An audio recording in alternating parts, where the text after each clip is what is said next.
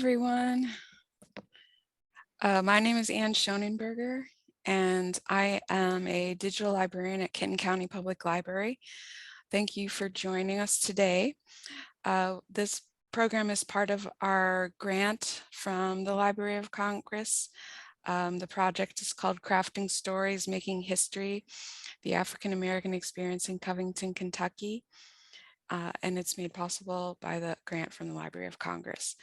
So this webinar, we're very lucky to have Karen Walfall from the Library of Congress, and hopefully to help our community be able to find more about their family history. Karen is a reference librarian at the Library of Congress. She's going to provide an overview of genealogy and history resources available. She has been with the Library of Congress for over 40 years at many levels of responsibility. She got her M.L.S. from Catholic University, and she started as a reference librarian and recently moved to local history and genealogy. So thank you, Karen, very much for being here today, and I'm going to turn the presentation over to you.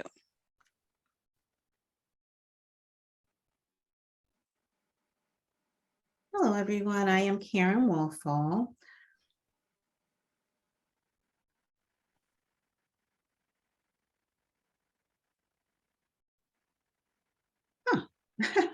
Welcome virtually to the library. A bit of background about the Library of Congress. The Library of Congress was first located in the U.S. Capitol. It was established by Congress as a legislative library in 1800. During the War of 1812, the British burned the Capitol. Karen, I'm sorry to interrupt, but yes. Can you share your screen or reshare it? Because right now it's not showing. Okay, I apologize for that. Let me just get out.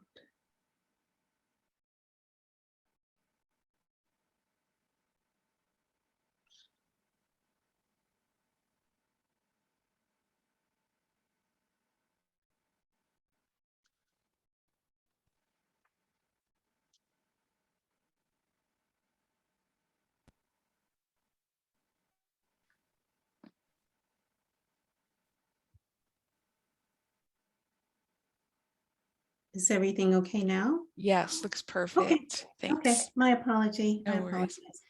Okay, well, I am Karen Walfall. Welcome virtually to the Library of Congress. A bit of background about the library. The library was first located in the U.S. Capitol, and it was established as a legislative library in 1800.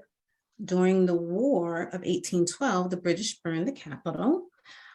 In Congress, to begin anew, they purchased Thomas Jefferson's library in 1815 for about $25,000.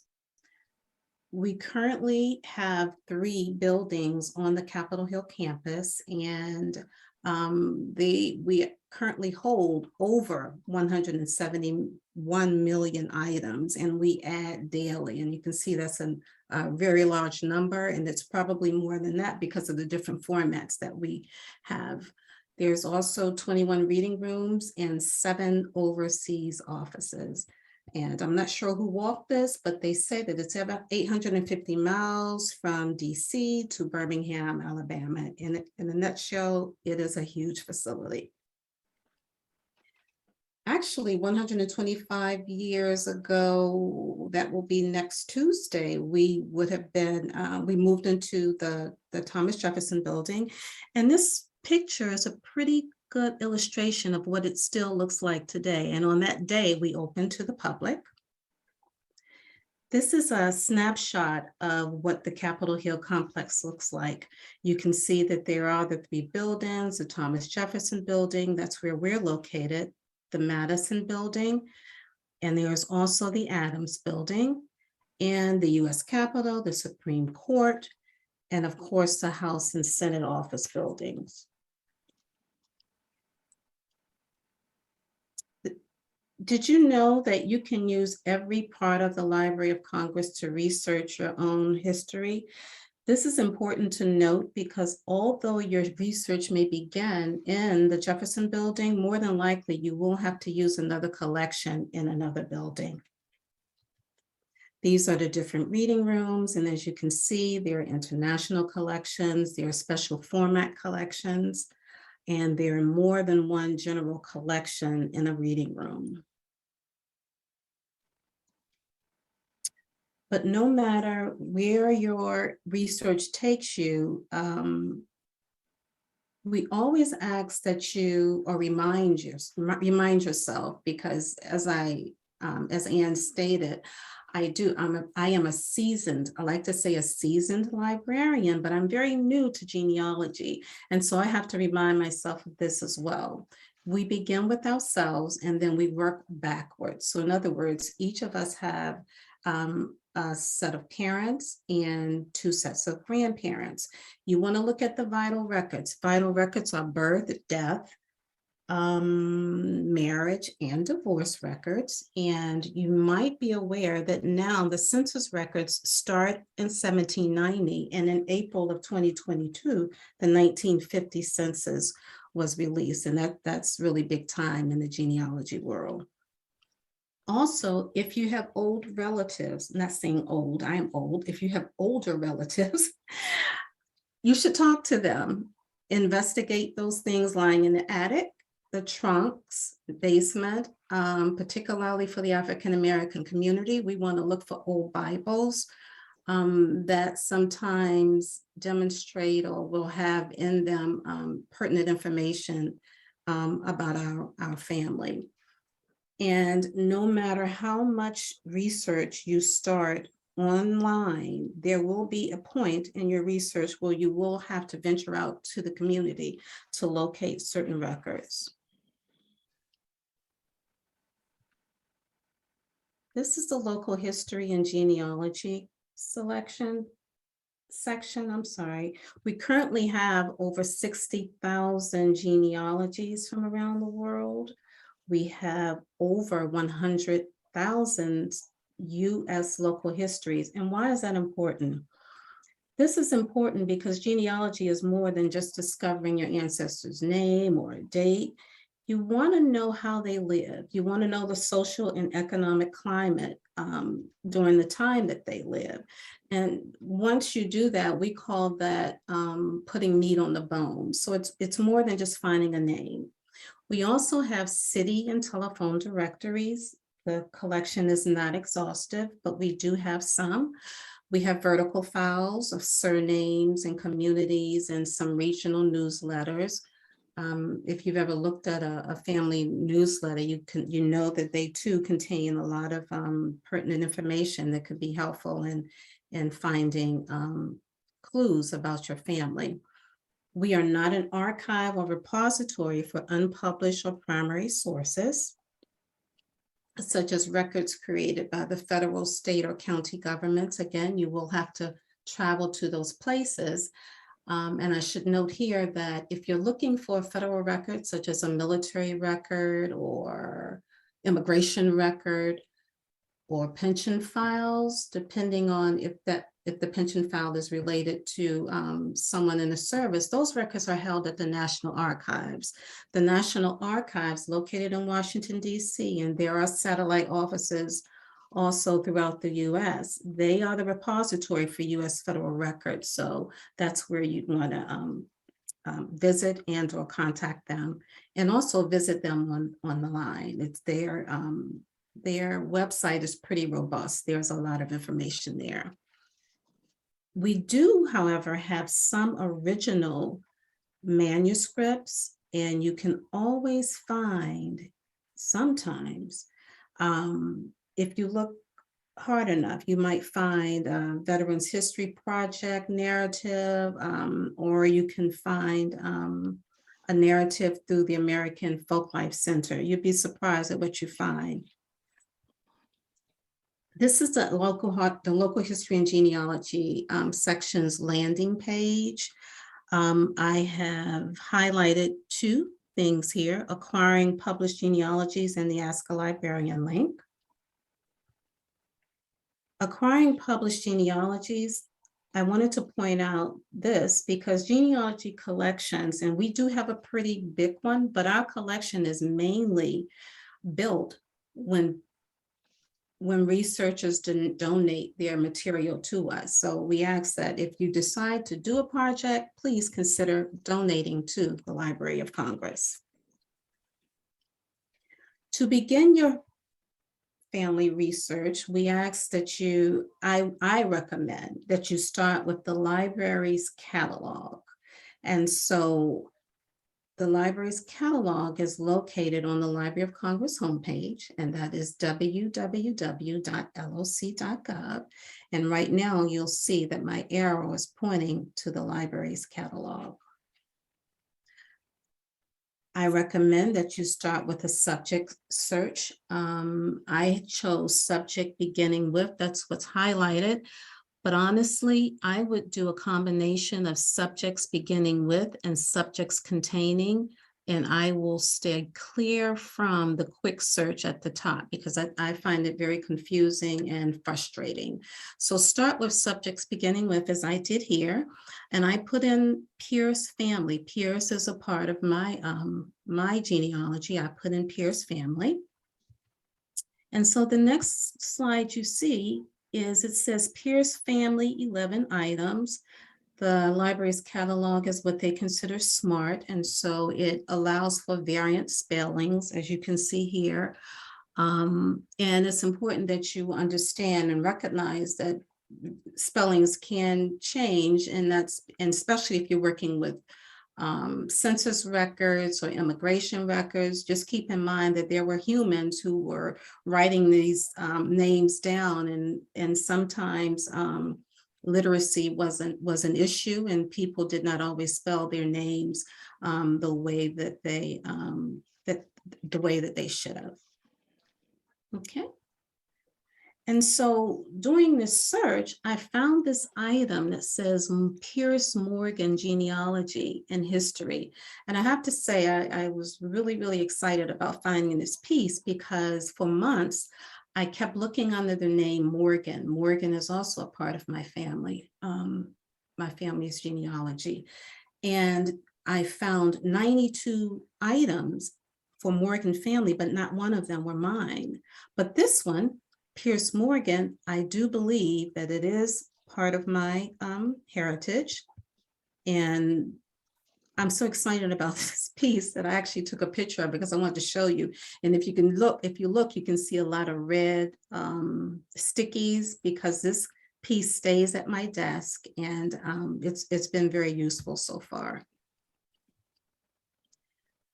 This item here is what is considered a local history, and it's by the distinguished author, historian, John Hope Franklin. It helped me to better understand the environment that my ancestors live. We hail from North Carolina and Virginia. But I was looking at a census record and I located my great-great-great-grandfather's name and his full name in the 1850 census. And if you know, if you've ever worked with African-American records, you know that as a whole, there are always exceptions, but as a whole, we were not counted in the census until 1870. And so I was floored, honestly floored, when I found his full name in the 1850 census and the 1860 census. And it wasn't until the 1870 census that he and my great-great-grandmother appeared together. So there's a whole history there. There's things that I had to figure out. And one thing I had to figure out is what was the climate like in Wake County, North Carolina during the time that my great-great-great-grandfather existed. And lo and behold, there were a lot of free, and I'm doing free in quotation, Blacks at that time. Another item that I keep at my desk is called North Carolina Free People of Color, and that is by Warren Miltier, and that's from 1715 to 1855. Again, this is what we consider putting meat on the bones, and I encourage you to do the same. So I'm still continuing with my catalog search. This time I did a location instead of a name, and I chose subjects beginning with, and I put in Prince George's County, Maryland, where I currently reside. And lo and behold, there were over 30 items found for Prince George's County. So let's see what we have. We have an 1850 census for just the county. So imagine how helpful that is if you were to find just the census for the state or the county that your relatives lived in. Imagine that the third one says early records of the White Marsh Church. Imagine how helpful that could be if your family was indeed a part of that church. My next search, I put in African Americans, Kentucky, and genealogy, and I discovered the following. This item here, Exoduster Sally Board, an American Heritage. This caught my attention because it mentioned the Exoduster movement, but my knowledge of the movement was African Americans migrating from the South to Kansas, and it just never occurred to me that someone from Kentucky could have also joined the movement. And we hear a lot about the migrations from the South to the West, but at this time, this particular movement, if you're not familiar with it, was from the South to Kansas, because at that time, Kansas was considered the promised land. And of course, I'm doing quotations. And we hear a lot about Blacks leaving the South for various reasons. There was lynching, there was other cruel treatment. But from what I read about Sally Board, she left because she wanted better land. Apparently the land in Kentucky, I've not visited, but apparently the land where she was very hilly, and she wanted to go build a homestead in Kansas. And during this time, this movement happened from 1879 through 1881, and it was so impactful. It was so impactful that the Southerners were so concerned about the exodus of their free labor that Congress actually held hearings to investigate why people wanted to leave the South. I find Sally Board's story really fascinating. She was actually enslaved for 45 years, but she grew up with her white siblings, and apparently she was eventually given her freedom and other amenities that were granted to her and her offspring. And when she wanted to leave the area to go to Kansas, her nephew, I believe, or one of her white relatives actually bought the land from her in Kentucky so that she could travel to Kansas. And near and dear to my heart, this lady did this at the age of 72. So I am a fan. And if you did not know about Miss Sally Board, I hope that I've said something that will pique your interest so that you can look her up and find a history about her and others who did the same thing. So next, what I just showed you were how I showed you things that are in the online catalog. When I say online catalog, I mean those things that are usually in print and only available on site at the Library of Congress. what I want to go to now are those things that are digital, those things that can be used from any location and free at no cost. So once you go to the library's homepage, let me go back for 1 minute. Once you go to the library's homepage, you'll see the bar that says digital collections. The next page you'll see is this page right here. Now, I have to say, I chose photos, prints, and drawings because I wanted to find a photograph of Sally Board. Now, the library's photos are in the custody of the Prints and Photographs Division, which literally has millions of photos, and most of them are people who are not yet identified. So it doesn't necessarily mean that none of your family members will be in the collection, but so many people go unnamed. So a research strategy that you can use when looking for a photo is look for photos and think about, I apologize. So look for photos and think about activities that your ancestors may be connected to. So in other words, did someone arrive on a ship, or did they serve on a ship? Was someone in a regiment or on a battlefield, on a railroad, in a business? Did they lead or participate in a strike? So in other words, look for a photo of the battlefield, try to find the regiment, any image of your ancestor, and most likely if you find one, they won't be identified by name, but again, it'll give you a visual sense of the culture, where they lived, and a larger world of which your ancestor was a part.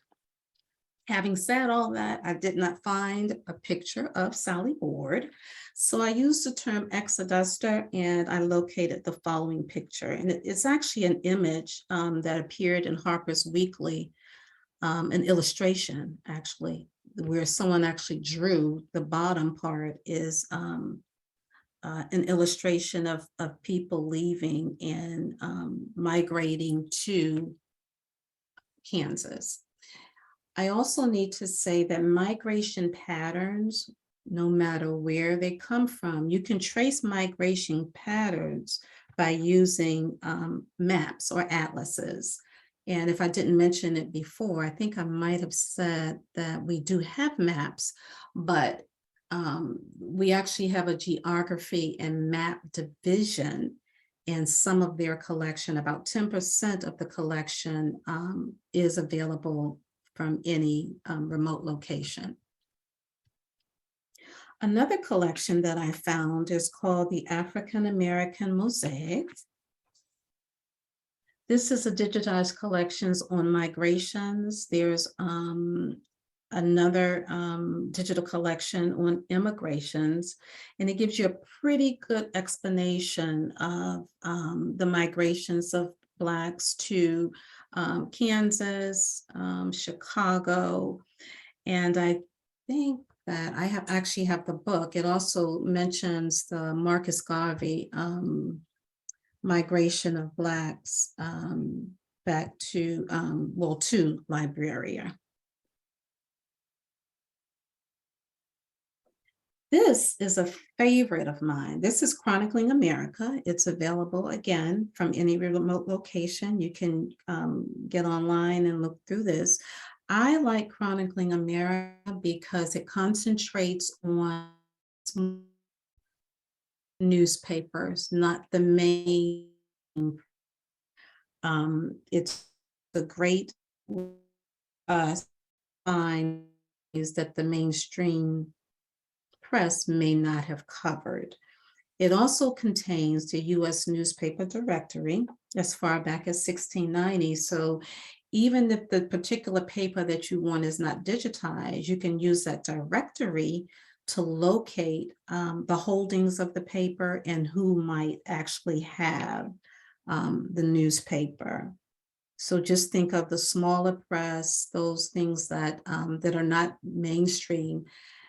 And I like to compare it to the database ProQuest. There's a ProQuest historical newspapers, but they're going to cover the bigger newspapers, the Los Angeles Times, the New York Times, the Washington Post, some of the bigger newspapers. You won't find those in Chronicling America, but you might, if you search hard enough, you might find an article about a relative or a mention of them. I did that. I actually input my grandmother's name and I found the marriage announcement of she and my grandfather. This was exciting to me because I didn't have the blessing of meeting either of them. And that was found in a September 1947 issue of the Evening Star, which sort of rivaled the Washington Post at that time.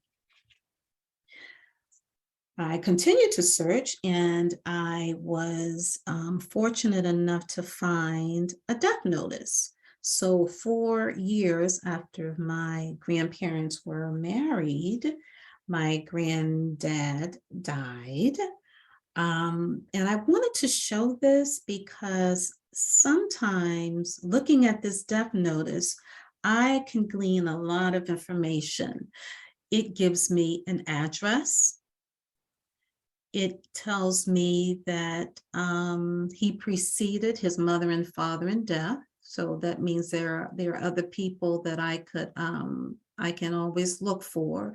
And it says a host of other relatives and friends. And it also gives me the name of the funeral home that did the arrangements.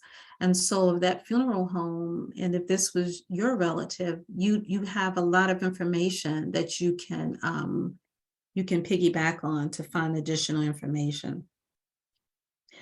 And this is actually where my grandfather was working at the time of his death. So it looks random, but it means a lot to me. I wanted to find the hotel that he was working in at the time. This collection is located, well, it is in the custody of or managed by the manuscript division. They have several digitized collections in which you might find an ancestor. I was able to locate what I think is an ancestor's interview captured in the Born in Slavery collection, which documents interviews with formerly enslaved Americans. Again, I point this out because I want to encourage you to look in places that you normally would not think to look. Now, when I did this search, I used what was unique. I did not use our name. I used Zebulon, North Carolina, because that's a unique term to search on. And lo and behold, I found 2 interviews, and I am 85 to 90% sure that one of those interviews belonged to a relative. Another collection is Slaves in the Courts. Again, if this is a part of your heritage, just look in it, put a name in it to see what comes up. You just do not know. Fortunately or unfortunately, however you want to look at it, whenever one of an enslaved person came in contact with the courts, it was documented. And this collection is unique to the library because it combines publications from the Rare Book Division and the Law Library. So that collaboration is presented here for you. Now, this is actually from the library's catalog. So it's not digital. It may be digitally available, but we don't provide it digitally. I think you might be able to get it online, but there might be some pay. But I wanted to bring this out to show you, because this index, if you're interested in researching plantation records, this index will tell you where the plantation records by names or estates are held. So for an example, I looked for Wake County and located a familiar name that I saw on a land deed that I think might be connected to my ancestry. And so the index tells me that I need to go to find that particular plantation record. I need to go to Duke University and/or University of North Carolina at Chapel Hill. The Library of Congress also has a massive plantation record microfilm collection. Again, it's in the manuscripts reading room. And we actually subscribe to an equivalent of that collection on ProQuest, and it's called ProQuest History Vault.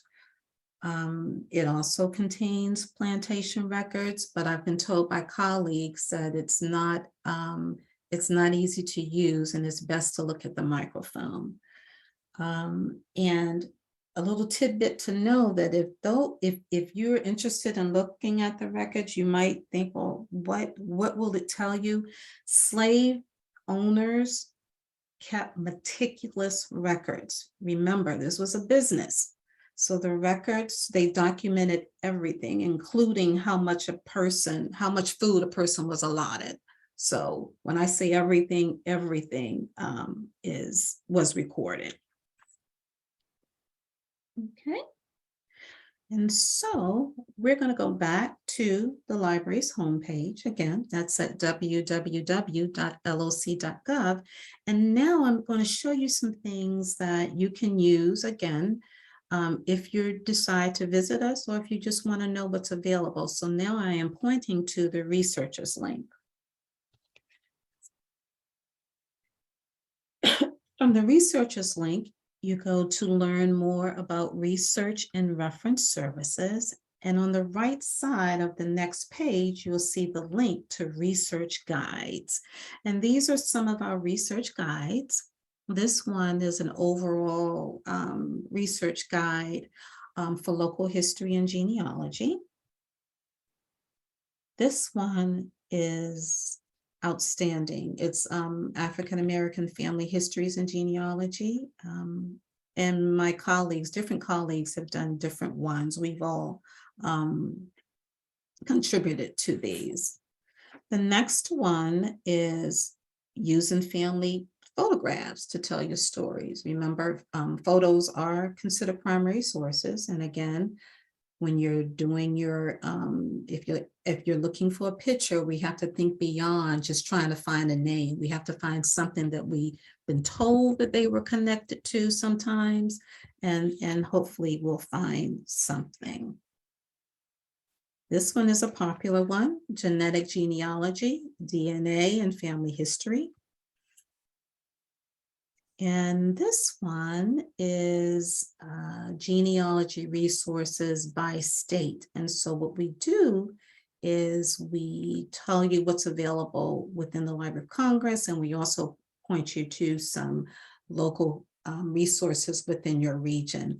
And no, Kentucky is not available, and neither is North Carolina. I'm still working on my North Carolina one, and I think Kentucky might be next. But I encourage you to check for a guide to the topic that you're researching. And if you find a guide, it will serve as a gateway to most, if not all, of the major content on the library site related to your topic.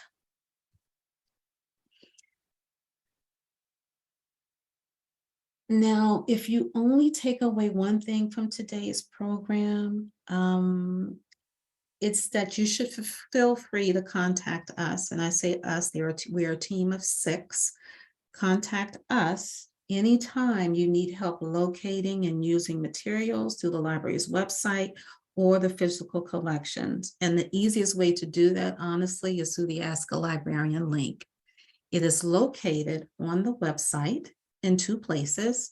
It's under the carousel link. I showed you the carousel. It changes daily, but the one that I chose was the one that had Rosa Parks' name on it. But under that link, under the carousel, you'll see the Ask a Librarian link, and there's a button that looks like a hamburger menu at the top right side. You can find the link there as well. So in closing, I want to say, or have you think about this: Genealogy takes to heart, and Lawrence Overmeyer says, history remembers only the celebrated, genealogy remembers them all. This is the end of my presentation. I thank you for your time and your attention today. And I can take questions if there are any.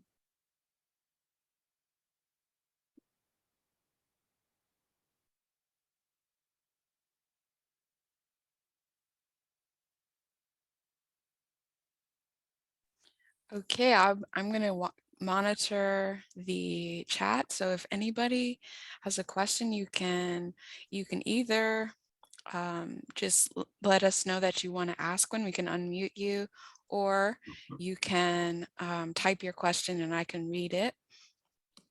I did have one, so I'll start off.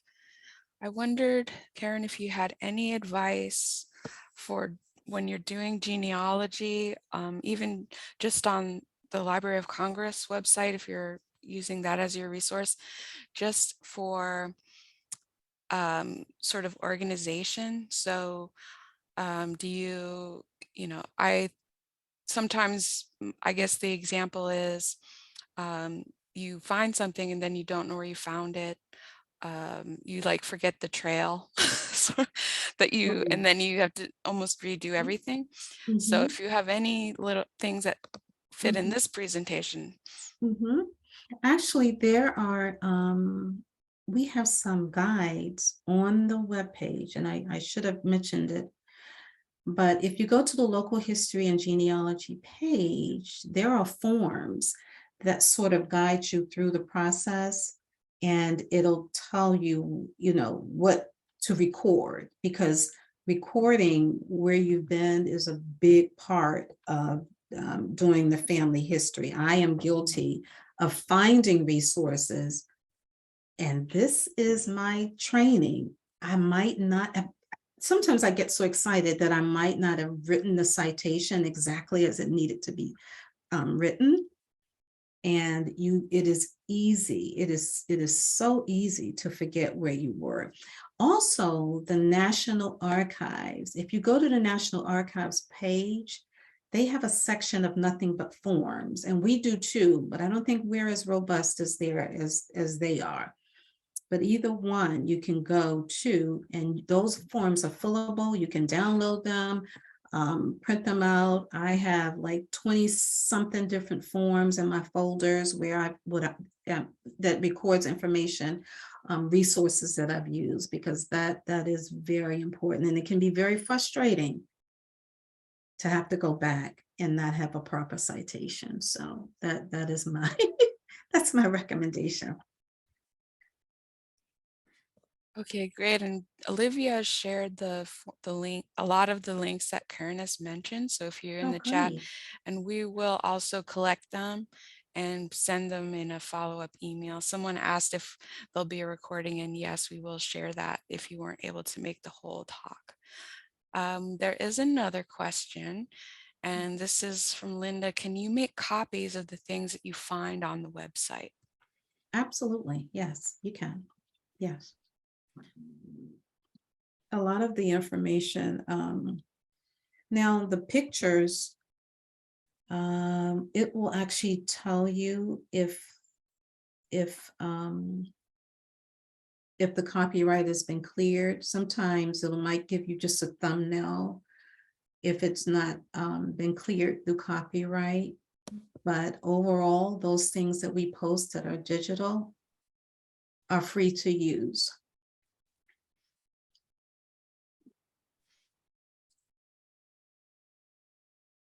We have another question from Elaine. If enslaved people's names aren't recorded, how can we identify ancestors? Is it by age? That's where looking at plantation records, kind of understanding where they may have been located, and they were not identified by name. They were, a lot of times they were hash marks. Also, another resource, I'm not sure you've heard of this, but it's called the 1850 an 1860 slave schedule. And that particular resource may not give a full name, but it does give you some indication of an enslaved person's existence. So that's another resource, and that's available through databases such as Ancestry and Family Search. I tout Family Search because it is free, no cost. You only have to use Firefox as your browser and create an account. And it is very difficult, but it's not impossible to identify an enslaved relative prior to the 1817 census. And that sounds also like a good reason. If you're looking, you could ask, that's when you would reach out to the Library of Congress. Or I did want to mention, for those of you, you can utilize online and work with librarians at the Library of Congress. I encourage you, if you ever can, go to DC and get your library card at the Library of Congress and go to the reading rooms. But if you're not able to go in person, we do have a genealogy department at Kenton County, and they can help. Even if it's a good way, even if you're going to go to DC, you can practice your research, you can learn about microfilms. So if our history department is on the second floor of our Covington branch, and we have information, we have access to Ancestry at the library, and they can help you also. So we all work together to help people find their answers. And that's why the Ask a Librarian link is very important. Now, we're not going to do your research for you. We cannot. Let's just think about it. It's a marathon. It's not a sprint. It's a very long process. And so we can't do the research for you. But if you have something specific that you need, and we might be able to get that to you. And I want to say, a lot of times we do end up referring patrons back to their local public or research library, because that is where the regional information will be found.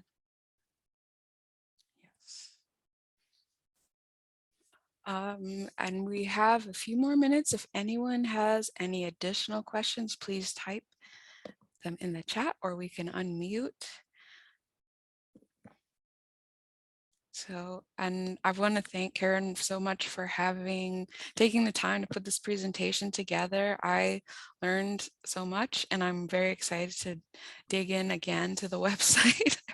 Every time I get so excited. I so apologize. I know we shared the screen earlier, but it's okay. We did. We were talking, and I guess somehow the sharing just stopped. So I apologize. That's no problem. The bumpy start.